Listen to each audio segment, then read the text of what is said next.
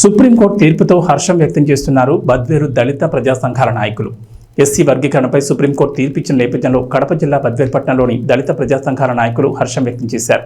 ముందుగా నెల్లూరు రోడ్లో ఉన్న భారత రాజ్యాంగ నిర్మాత డాక్టర్ బిఆర్ అంబేద్కర్ విగ్రహం వద్ద దళిత ప్రజా సంఘాల నాయకుల ఆధ్వర్యంలో బాణాసంచా కాలుస్తూ భారత రాజ్యాంగ నిర్మాత డాక్టర్ బిఆర్ అంబేద్కర్ విగ్రహానికి పూలమాలలు వేసి హర్షం వ్యక్తం చేశారు.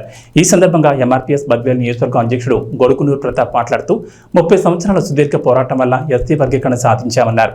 ఎస్సీ వర్గీకరణకు ఎంఆర్పీఎస్ వ్యవస్థాపక అధ్యక్షుడు మందకృష్ణ మాదిగ ఉద్యమ పోరాటాల వల్ల ఎస్సీ వర్గీకరణ సాధ్యమైందని అన్నారు. ఉద్యమ పోరాటాల్లో అమరులైన మాదిగలకు జోహార్ జోహార్ అని నినాదాలు చేశారు. ఎస్సీ వర్గీకరణకు అనుకూలంగా వ్యవహరించిన దేశ ప్రధానమంత్రి నరేంద్ర మోడీ, రాష్ట్ర ముఖ్యమంత్రి చంద్రబాబు నాయుడుకి వారు ధన్యవాదాలు తెలిపారు. ఎస్సీ వర్గీకరణ సుప్రీంకోర్టు తీర్పు అమలు చేయాలని, తెలుగు రాష్ట్రాల ప్రభుత్వాలకు జీవో అమలు చేయాలని పంపించడం హర్షించదగ్గ విషయమని వారన్నారు. ఈ కార్యక్రమంలో J Kuravayya, H Venkata Subbaiah, N Prasad, MSP Badvel మండల అధ్యక్షుడు గొడుగునూరు ప్రతాప్, ఎంఆర్పీఎస్ బద్వేల్ నియోజకవర్గం అధ్యక్షులు B Ranganayakulu, O Bhaskar, K Srinu, S Chennaiah, J Kuravayya, G Krishna, T Ravindra, CV Ramana, Anakarla Sundaraiah, G Prakash, Jala Rajanna, Danamaiah, O Prasad, S Devadanandam, Anakarla Anandarao, Balakuraiah, Prasad, Krishna మరియు ఎంఎస్పీ నాయకులు తదితరులు పాల్గొన్నారు. ఎంఆర్పీఎస్ జై మందకృష్ణ మాదిగ గారి 30 ఏళ్ళ సుదీర్ఘ పోరాటంలో ఈరోజు ప్రత్యేకమైన ఒక మైలురాయిగా చరిత్రలో నిలబడిపోయే తీర్పు రావడం కూడా మేము స్వాగతిస్తున్నాము. దాని ప్రతిఫలాలు మేమందరం కూడా ఆశించిన విధంగానే ఏబిసిడి వర్గీకరణ ద్వారా ఉపకులాలు అందరికీ కూడా వారి జనాభా ప్రాతిపదికన కంపల్సరీగా వారి హక్కులు, వారి ఉద్యోగ అవకాశాలు, వారి ఉపాధి అన్నీ కూడా దొరుకుతాయి. కానీ మధ్యవర్తులు, అవగాహన లేని వారు కూడా కొంతమంది ఆ మాటలను ఏబిసిడి వర్గీకరణ చేస్తే అది తప్పు నిర్ణయం అంటున్నారు.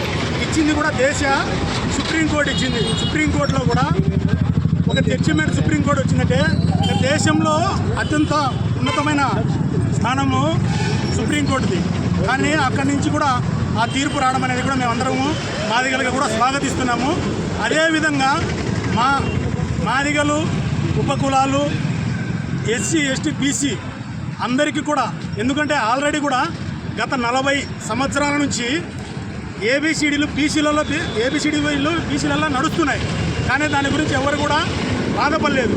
ఎందుకంటే ప్రతి ఒక్కరికి ఎవరి హక్కు ఏంటి, ఎవరి హక్కులు వాళ్ళకి కంపల్సరీగా వస్తాయి. కానీ దీనివి ఏ విధంగా వర్గీకరణగా మాట్లాడుతూ చేస్తూ ఇబ్బంది పడుతున్నారు. కానీ అవన్నీ ఏవి ఒక అపోహలు తప్పితే ఏది ఉండదు. కానీ ఈరోజు కూడా ఒక సువర్ణ అధ్యాయము. అదేలాగున ఆంధ్రప్రదేశ్లో కూడా ముఖ్యమంత్రి నారా చంద్రబాబు నాయుడు గారు అతి త్వరగా ఏదైతే పాత జనాభా లెక్క ఉందో ఆ జనాభా లెక్క ప్రకారము తొందరగా అసెంబ్లీలో పెట్టి దీన్ని ఆమోదించి మాకు అందరికీ కూడా దాని ప్రతిఫలాలు అందేలాగున, అదేలాగున ఏదైతే ఇప్పుడు ఉద్యోగ ఉద్యోగాలు వదిలినారో వాటిల్లో కూడా ఈ ఏబిసిడి వర్గీకరణ హక్కులను, అవకాశాలను కూడా కల్పిస్తూ నా జాతికి మేలు చేయాలని చెప్పి నేను ప్రార్థిస్తున్నాము. ఎందుకంటే గతంలో కూడా 2000 సంవత్సరంలో నారా చంద్రబాబు నాయుడు గారి ద్వారానే ఏబిసిడి వర్గీకరణ జరిగింది. కేవలం 4 సంవత్సరాలు మాత్రమే ఉన్నది.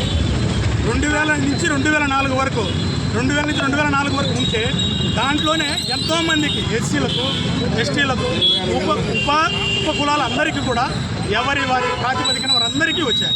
కానీ అది 2004లో దురదృష్టవశాత్తు లేదా ఇతర కారణాల చేత దాన్ని ఇబ్బంది పడి ఇన్ని రోజులు కూడా పెండింగ్ పడి ఈరోజు మళ్ళీ ఒక శుభసూచకంగా చంద్రబాబు నాయుడు గారు ఆంధ్రప్రదేశ్లో సీఎం కావడము, మళ్ళీ ఏబిసిడి వర్గీకరణ జరగడము, ఈరోజు ఆ ప్రతిఫలాలు మేము మా జాతి తినేదానికి ఒక మంచి అవకాశంగా ఉంటుందని చెప్పి మేమందరం కూడా ప్రార్థిస్తున్నాము.